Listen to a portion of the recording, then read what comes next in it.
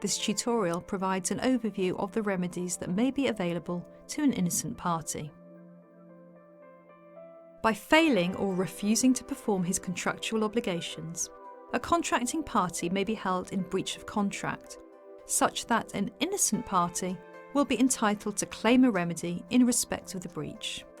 The remedies which are available depend on the nature of the breach and the type of term which has been breached. Damages and causation.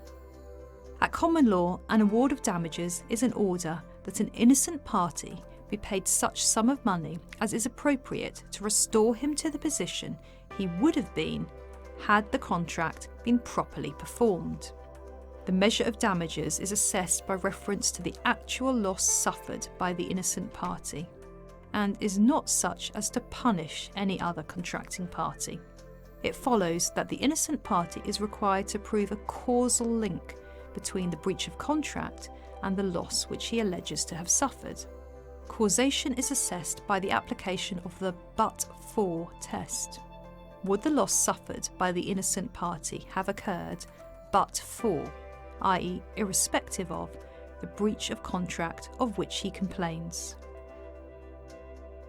The causal link can be broken by some intervening act, such that the innocent party will be unable to claim damages from any party to the original contract, in respect of loss arising after the occurrence of the event which caused the causal link to be broken.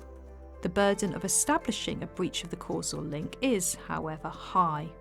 In Flanagan, the Court of Appeal held that the intervening event must be such as to obliterate the original breach of contract. Otherwise, the party in default for that breach of contract will remain liable for the totality of the loss suffered by the innocent party.